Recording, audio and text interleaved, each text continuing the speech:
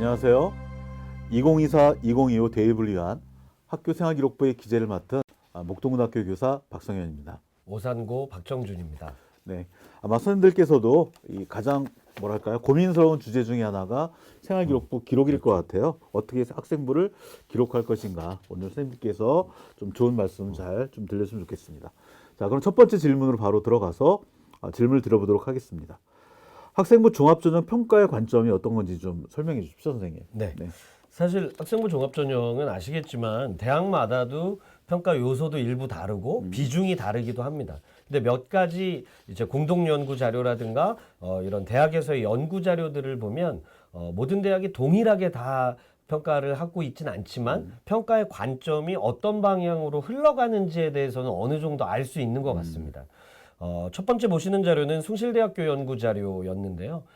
교과 성적과 세특이 중요한 평가의 영역이지만 생각보다 창체 동아리가 1, 2순위 안에 많이 들어가 있는 것들도 볼 수 있고 또 종합 의견이 1, 2순위 안에 많이 반영돼 있다는 것도 볼 수 있는데 최근에 입시 결과 설명회나 이런 대학들의 설명회를 들어보면 학생부 기재량이 이전에 비해서 거의 42% 정도 줄었는데 기재량이 많이 줄면서 활동은 보이는데 아이가 보이지 않는다 이런 말을 많이 하기도 하면서 담임 선생님들이 1년 동안 관찰 평가해준 종합 의견을 대학에서 참고를 많이 하고 있다라는 것들을 좀 볼 수 있고요.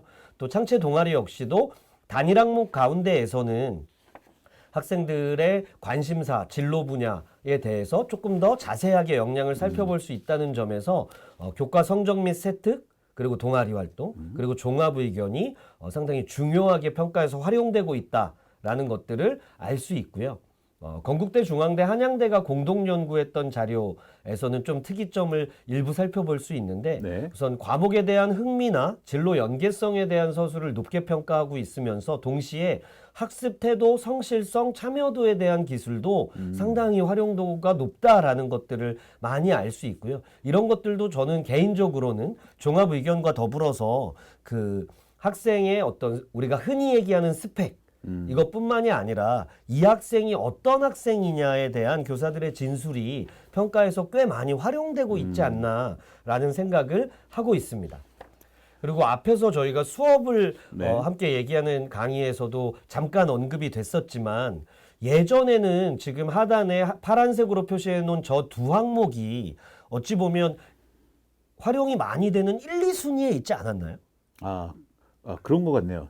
교육과정 넘어서는 이런 거 같은 거 많이 썼죠. 좀 돋보이게 하려고, 있어 보이려고. 꼭 엄청나게 과장이나 왜곡을 하진 않더라도 어느 교과에서든 이 학생이 학종 자원이다라고 한다면 교과목의 성격이라든가 성취 기준을 고려하기보다는 학생의 관심사를 더 고려해서 활동을 진행하거나 기록까지 이어지는 경우가 많았는데 최근에는 교과목 성격과 직접 관련이 없는 진로 관련 탐구라든가 교육과정을 넘어서는 학생이 과도하게 이제 뛰어나 보이게 만드는 그런 서술들은 아주 높게 평가되지 않는 그런 모습들을 많이 보이고 있고 저희가 지원단에서 대학 방문을 하거나 할 때에도 사정관들의 말을 들어보면 그 교과에서 기본적으로 보일 수 있는 역량을 먼저 보여주고 근데 그것이 소재가 진로와 관련이 되었다라면 상관이 없지만 오히려 진로는 있지만 그 교과가 사라져버리고 학생 개인이 사라져버리는 세부 능력 및 특기 사항은 그렇게 매력적이지 않다라는 말을 많이 이제 하고 있는 것 같습니다. 네, 그러니까 결국은 그러니까 그 교과목의 성격에 맞는 어떤 수업이 이루어져야 자연스럽게 세특도 좋은 의미의 세특이 만들어질 수 있다. 뭐 그런 맥락의 말씀이신 것 같고요. 이전과 다르게 약간 대학 입장에서도 예전에는 학생부 종합전형의 평가가 교육과정과 상관없이 그 학생이 어떤 관심사를 두고 있느냐에 중점을 두고 흘러왔다면 지금은 대학이 각 교과 선생님들을 모셔서 성취 기준이라든가 실제 교과 수업, 활동, 기록 이런 것들에 대해서 많이 알고 교과의 특성을 많이 이해하면서 평가를 하고 있기 때문에 선생님들도 그런 것들을 좀 고려하셨으면 좋겠습니다.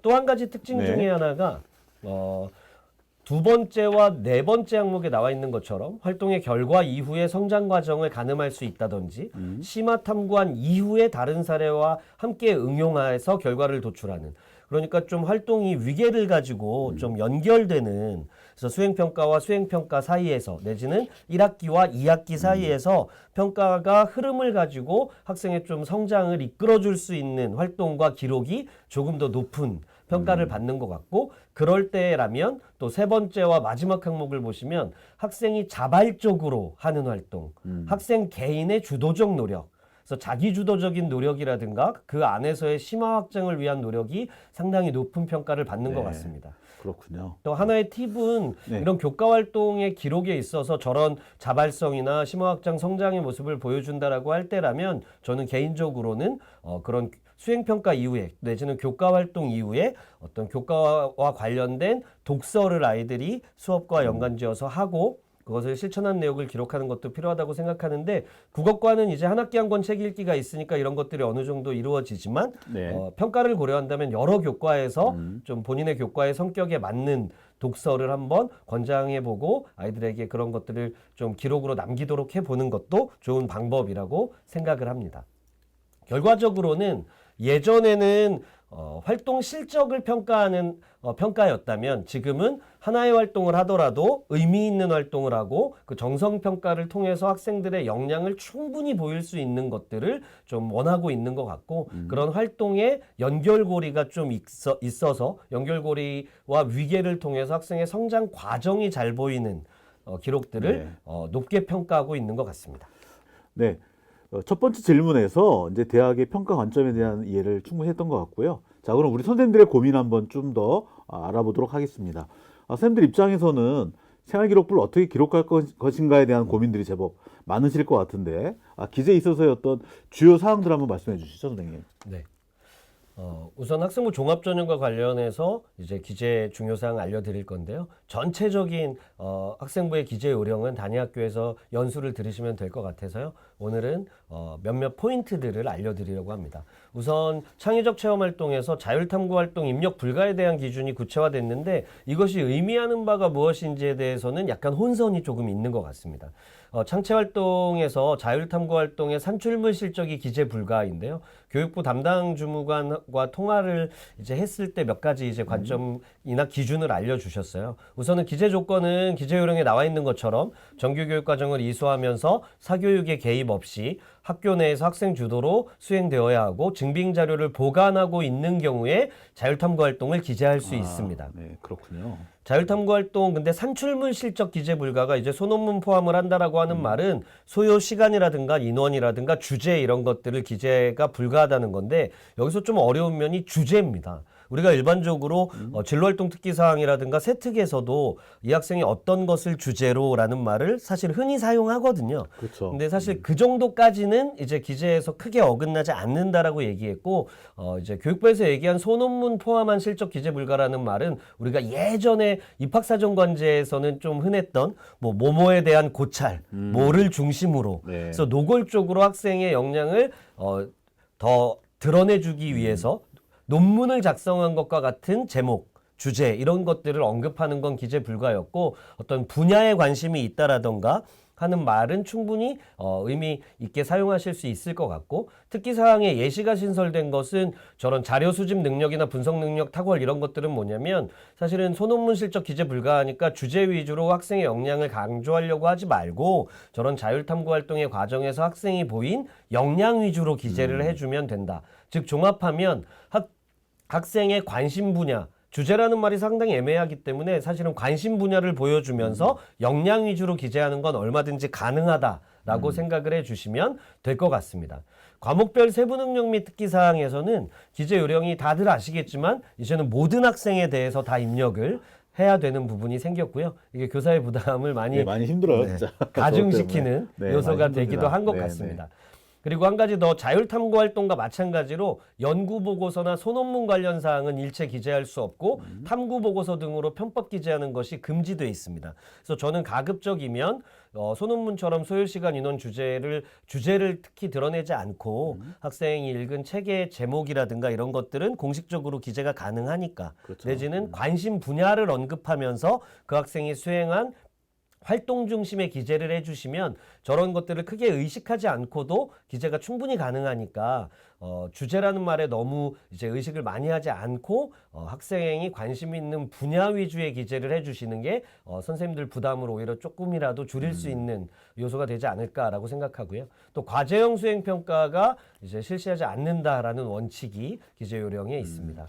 그리고 모둠 활동 평가는 유의해 달라는 권고 사항이지만 개별 학생의 역할을 모둠 활동에서 부여해 주고 개인별 수행 과정이나 결과가 평가되도록 유의해 달라고 했는데 그렇게 되지 않으면 사실은 이게 개인의 세특이 아니라 모둠 활동 속에서와 같은 문구가 네. 흔히 나오기도 하니까 선생님들께서도 모둠 안에서도 양식지를 받거나 할 때 개별 학생들이 각각 어떤 역할을 했는지 이런 것들을 자기평가서 등을 통해서 역할을 좀 분명하게 해주시면 실제 학생들의 평가에서도 유용하게 사용되지 않을까라고 생각이 되고요.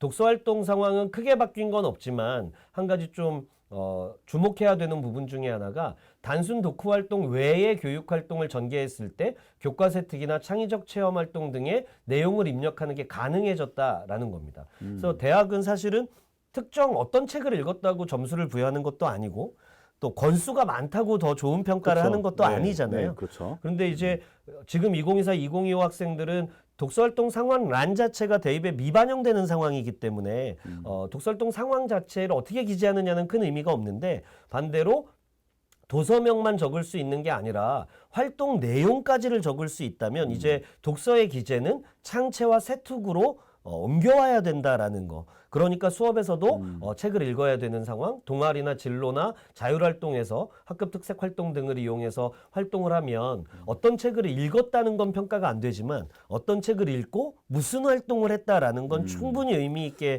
학생의 깊이를 보여줄 수 있을 네. 것 같습니다. 그렇겠네요. 그리고 선생님들이 또 세특 같은 거 기재하다 보면 뭔가 이렇게 참고할 만한 자료 없을까를 많이 고민하시게 되는데 선생님들이 또 가능한 것들 어떤 게 있을까요? 우선은 2020년에 신설된 항목인데 학생부가 교사가 직접 관찰 평가한 내용을 근거로 입력하는데 학교 교육계획에 따라 실시한 교육 활동 중에 교사의 지도하에 학생이 직접 작성한 자료를 활용 가능하게 했습니다. 네. 근데 활용 가능 자료로 5가지가 제시되어 있는데 선생님들이 사실 가장 많이 활용하는 건 자기평가서죠. 그런데 저희가 지원단에서 대학 방문을 하고 이럴 때 가끔 듣는 소리 중에 하나는 2가지가 다 공존하는 것 같아요. 이제 선생님들의 학생부 기재가 상향 평준화되었다라는 말도 때로 듣지만 네. 작년 재작년부터 오히려 학생부 기록의 질이 오히려 좀 저하된 면이 있다라고 할 때 정확한 원인을 파악하기는 어렵지만 때로는 저는 자기평가서가 셀프 생기부를 막기 위한 장치인데 셀프 생기부를 쓰기 위해서 활용되기도 하는 면이 전혀 없지는 않은 것 같아요. 되게 참 어려운 대목이네요. 네. 진짜 그리고 이게. 약간 아이러니한 네, 면도 네. 있고 그래서 이것도 담당 주무관에게 해석을 받았는데요.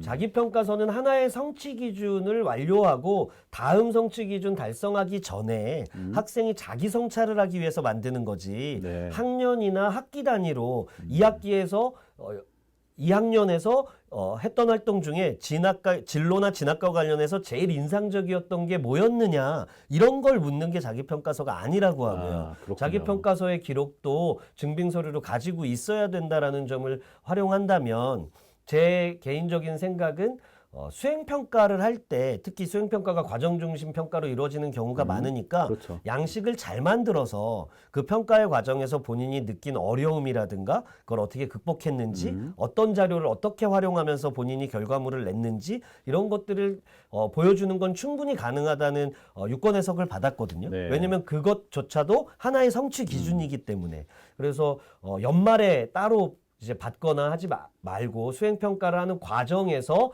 자기평가서가 포함된 양식을 개발해서 활동을 하시면 학생들도 수월하게 활동을 하면서 자기 성찰이 가능해지고 선생님들도 기록에 활용하실 때 훨씬 유용하게 활용할 수 있을 것이라고 생각하고 있습니다. 아, 네, 되게 중요한 팁인 것 같습니다. 선생님. 네, 고맙습니다. 네, 다음 질문 넘어가 볼까요? 네. 그렇다면 지금 2015 개정 교육 과정에서 핵심 역량은 어떤 것들이 있는지 한번 좀 알려주시죠. 네, 선생님들께서 이제 생활기록부와 관련 고민하시다 보면은 뭘 적을 것인가, 어떤 걸 적을 것인가에 대한 고민 많이 하시잖아요. 근데 기본적으로 우리가 너무 기록에 매몰되다 보니까 기본적으로 우리가 교육 과정을 통해서 어떤 역량을 키워야지에 대한 고민을 상대적으로 이제 덜 하게 된다는 거죠. 그래서 이제 2015 개정 교육 과정의 핵심 역량을 살펴보게 된다면 일단 화면에 지금 보이시죠? 네, 자기 주도적으로 살아갈 수 있는 자기 관리 역량, 그리고 합리적으로 문제를 해결할 수 있는 지식 정보 처리 역량, 어떻게 보면 같이 연결된 거죠. 네. 그리고 이제 공부하다 보면은 다양한 경험을 융합하고 창출하는 어떤 사고 역량, 창의적 사고 역량, 그리고 공감, 감성을 바탕으로 삶의 의미와 가치를 발견하는 심리적 감성 역량, 이런 것들도 기본 핵심 역량이거든요.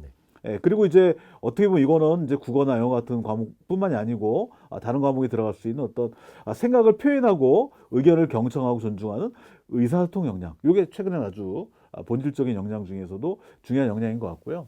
그 다음에는 이제 지역, 국가, 세계, 공동체 발전에 적극적으로 참여할 수 있는 어떤 공동체 역량도 중요한 핵심 역량이라고 볼 수 있겠습니다. 그러니까 이제 교육 과정에 나와 있는 핵심 역량이 그렇다는 것이고요. 그럼 이 핵심 역량이 각 교과와 연계가 돼 있겠죠, 그죠? 그래서 이제 교과별 핵심 능력을 살펴본다면 크게 이제 국어과 수학과 영어과 사회과 과학과 이렇게 주요 5개 교과를 뭐 말씀을 드려본다면 뭐 예를 들어서 영어과 같은 경우에는 뭐 영어 의사소통 역량, 자기 관리 역량, 공동체 역량, 지식 정보 처리 역량 이런 것들이 이제 주요 과목별 핵심 능력이 되는 것이죠. 그래서 이제 선생님들께서 어떤 학생부에 대한 고민을 하실 때 해당 교과에서 어떤 역량을 키울 것인가를 먼저 고민해 보시고 고민의 결과가 자연스럽게 이제 학생의 또 활동과 연계가 돼서 교육과정 재구조화에 어떤 연결이 된다면 훨씬 더 수업과 평가 그리고 기록이 자연스럽게 선생님 의도하신 바대로 잘 이루어질 수 있지 않을까 하는 말씀을 드려봅니다. 네. 최근에는 대학도 교육과정 연구를 많이 하면서 네. 몇몇 대학들은 교과의 세특을 평가할 때 저런 교과의 과목별 핵심 능력이나 이런 것들을 충분히 바라보면서 평가를 한다고 하는 경우도 있었는데 그렇죠. 의외로 교사들이 생각보다는 좋은 수업과 평가를 위한 노력 많이 하지만 이런 기본적인 부분을 때로는 놓치고 있기도 하고 기록을 할 때 의식을 하지 않고 기록이 되는 측면도 사실 일부 있는 것 같긴 하네요. 네, 그렇죠. 그게 아무래도 좀 어떻게 보면 이게 당연한 얘기지만 솔직히 저도 약간 좀 반성되는 대목이거든요. 네. 얼마나 제가 수업을 설계할 때 그 교과가 도달하는 어떤 역량 중심에 고민했었는가 자연스러운 좀 반성과 함께 이 대목의 선생님들께서도 한번 역량을 어떻게 키울 것인가를 먼저 고민하시면 자연스럽게 그게 학생부 기재와 연결될 것 같습니다. 네. 그렇다면 학교생활기록부를 좀 영역별로 쪼개서 기재할 때 좀 고려해야 될 만한 사항이 좀 있을까요? 일단 영역별로 한번 쪼개봤습니다. 기본적으로 이제 우리가 창체라고 불렸던 영역 중에 뭐 자율활동이라는 게 있잖아요. 그러니까 이게 학교 활동이냐, 학급 활동이냐, 아니면 개별적 활동이냐 이게 참 어려운 대목이잖아요. 그래서 일단 자율활동을 기재하실 때는 학년 단위의 사업이었던 학급 단위의 사업이었던 그 활동 속에 들어가 있는 그 학생의 모습이 담겨야 된다는 것이죠. 그러니까 개별화된 기록이라는 게 가장 중요한 것이고요. 개별적인 모습 속에서 그 학생 역량을 이제 평가 과정에서 우리가 읽어낼 수 있을 것이다라는 거고요. 그다음에 이제 동아리 활동 같은 경우에는 자연스럽게 학교 수업을 교육 과정을 이수하면서 본인들이 어떤 1학년 때 공통 과목을 배우고 2학년 올라가서 이제 뭐랄까 이제 일반 선택 과목 또 진로선택 과목으로 연결이 되잖아요. 그런 어떤 학생들이 이수하게 되는 어떤 교육 과정의 체제 그리고 그 수업에서 배우는 어떤 개념들을 어떻게 좀 심화시킬 것인가 그런 관점에서 고민을 하셔서 프로그램을 좀 만드시면 기획하시면 좋을 거라는 말씀을 드리고요. 그다음에 이제 봉사활동이 솔직히 현장에서는 참 이게 어렵죠. 이제 애물단지입니다. 이게 참 어려운 대목인데 이제 학교 교육 계획에 의거한 어떤 활동만 이제 기재할 수가 있잖아요. 개별적인 활동은 이제 미반영이 되고 그러다 보니까 참 이게 어려운 건데 어쨌든 이거는 선생님께 잘 모으셔서 학생들이 학교에서 어떻게 하면 좀 더 봉사활동의 그 본질에 가까운 활동들을 우리가 제공해 줄 수 있는가를 좀 더 고민해 보셔야 될 것 같고 이게 자연스럽게 이제 뭐랄까요 브레인스토밍 과정을 통해서 논의를 해 나가다 보면 좀 더 뭐랄까요 학교 내에서도 좋은 프로그램이 만들어질 수 있지 않을까. 네. 일단 프로그램 자체가 좋아야 될 것 네, 같아요. 네. 맞습니다. 최근에는 학급이나 학년 단위에서 이제 프로젝트 봉사나 이런 것들 하는 것들 많이 활성화된 것 그렇죠. 같고 네. 그러면 내용 측면에서도 학생들의 인성이라든가 사회성을 키워주는 교육을 충분히 하고 있다는 걸 드러낼 수는 있을 것 같네요. 그렇죠. 이게 봉사도 질이라고 하는 걸 따져볼 때는 지속성이냐 일회성이냐는 것도 중요할 것 같거든요. 네. 좀 더 학생들이 지속적으로 내용적인 측면까지 담아낼 수 있다면 좋은 봉사활동이 될 수 있다라는 말씀을 드리고요.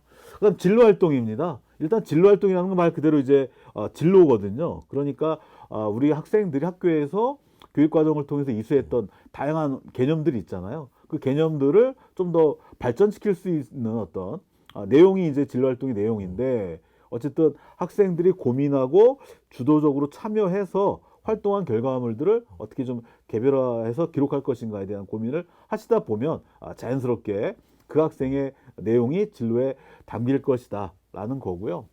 그다음에 이제 세특은 앞에서도 이제 우리가 말씀을 드렸는데 일단 세특이라고 하는 건 우리가 수업 시간에 이루어진 각종 활동들을 이제 특기사항 중심으로 적어주는 거잖아요. 그러니까 일단 보통의 선생님들은 그러니까 이제 뭐랄까요, 그 학생의 어떤 행동적인 특성들 이런 것들 많이 이제 주목하게 되는데 그것은 이제 당연한 것이고 선생님들께서 수업 시간에 했던 뭐랄까 내용적인 요소, 성취 요소와 학생들 어떤 개별적인 어떤 특성 요소를 연계해서 좀 복합적으로 뭐랄까 그 학생을 잘 드러낼 수 있는 기술을 고민하시면 좀 더 좋은 의견이 될 것 같고요. 그다음에 이제 종합 의견인데 이 종합 의견이라고 하는 게 행동 특성 및 종합 의견이잖아요. 네, 그렇죠. 그러니까 행동 특성도 있어야 되고 종합 의견도 있어야 되는데 어느 게 좀 더 기재가 쉬워요. 선생님들이 보시면 행동 특성은 좀 잘 네, 죽어지는 맞습니다. 경향이 있는데 반대로 이제 그에 반해서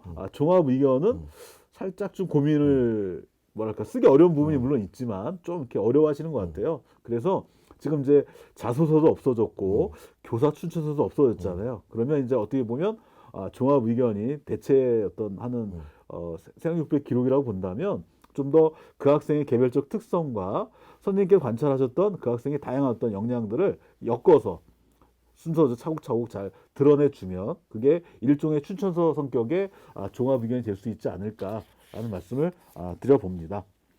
네, 그러면 오늘 마지막 질문이 될 것 같은데요. 네, 5번째 질문입니다. 네, 학교생활기록부를 통해서 학생의 역량을 드러내는 구체적인 방법. 이 구체적인이란 말이 들어가서 살짝 더 궁금해지는데 구체적 방법이 무엇이 있을지 한번 선생님 설명 좀 해주십시오. 네. 지금 보여드리는 문구 자체에는 사실 집중 안 하셨으면 좋겠고 네. 왜냐면 문구 하나하나가 뭐가 더 좋으냐 나쁘냐를 따지는 건 사실 큰 의미는 없는데 지금 보여드리는 문구는 예전에 서울대학교에서 학생부 문구와 관련된 내용을 연수했던 내용을 가지고 왔던 거고요. 그때 이제 평가가 어떤 것이었냐면 학생 개인의 노력이나 역량이 드러나지 않는 서술이면 이제 평가를 높게 해주기가 어려운 면이 있다라는 거. 또 화려하게 보이지만 사실은 수업 내용에 대한 기술이지 그 학생의 활동과 그 학생의 역량 우수성이 드러난 세특이 아닌 경우라면 때로는 그런 세특이 높은 평가받기 어렵다. 때때로 저희가 의도하지 않더라도 잘 써주려고 쓰는 건데 좀 의식하지 못해서 좋은 학생을 잘 소개해 주려고 했지만 대학에서는 좀 평가를 높게 받지 못하는 경우들이 간혹 있는 것 같아요. 네. 그때 선생님이 처음에 이제 기억하셔야 될 내지는 작성 후에 점검해 보실 때 기준으로 삼을 만한 항목이 저는 그래서 첫 번째로는 구체성과 학생 개인의 특성 및 역량 이것을 좀 머리에 염두에 두시고 작성을 하는 게 필요하다라고 생각이 들고요. 두 번째 마찬가지였는데요. 저는 이 위의 세특과 아래의 세특이 질적으로는 아주 큰 차이가 없다라고 개인적으로는 생각하거든요.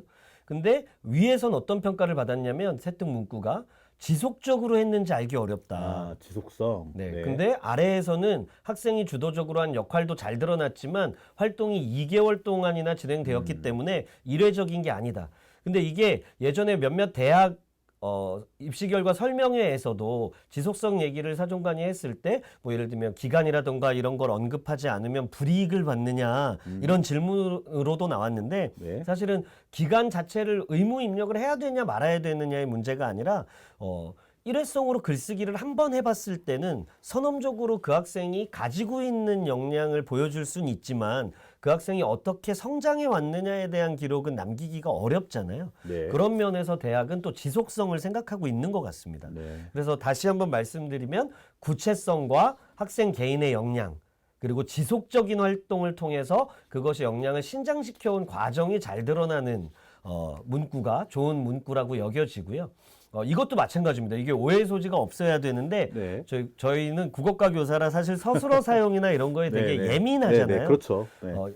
역량이 없는데 이런 서술어를 써서 역량을 보여줘야 된다의 방법으로 생각하시면 안 되고 네. 왼쪽에 그냥 단순한 활동을 했다에 끝나는 서술어보다는 실제로 학생이 역량을 발휘했을 경우라면 오른쪽의 흐름으로 가는 서술어를 사용하시는 것이 역량을 보일 때는 조금 더 필요하다라는 겁니다.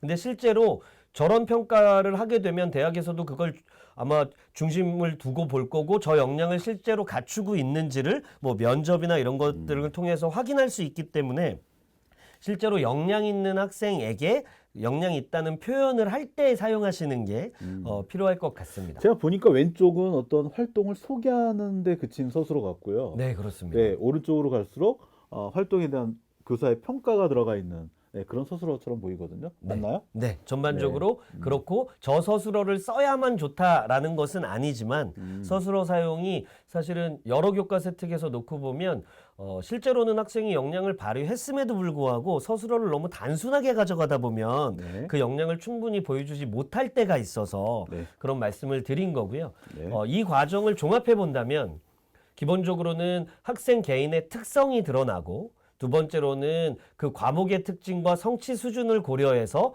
수업에서 관찰된 학생의 역량을 드러내주고 또 실제로 활동하는 과정에서 어떤 주제를 어떤 태도를 가지고 어떤 노력을 통해서 어떤 결과물을 이루어냈는지에 대한 과정을 유기적으로 연계시키면 조금 더 구조화된 기록을 할 수 있지 않을까라는 생각이 들고 핵심은 앞에서 말씀드린 것과 같이 어떤 구체성이라든가 지속성, 개인 특성 및 역량을 드러내주는 겁니다. 그래서 얘를 기록한 이후에 저는 저 세 가지 기준을 가지고 본인이 작성한 문구를 네. 이런 요건을 갖추고 있는지를 점검해 보시면 아. 생각보다 잘 드러난 경우도 있고 살짝 부끄러울 수도 있을 것 네. 같은데요. 그러면 이제 한 번 정도 수정을 네, 한번 네, 한다든가 네, 네, 하는 네, 과정에서 네, 네. 점검을 네. 위해서 사용하시면 좋을 것 같습니다. 네, 좀 아까 부끄러울 수 있다는 얘기는 제 얘기입니다, 선생님. 네.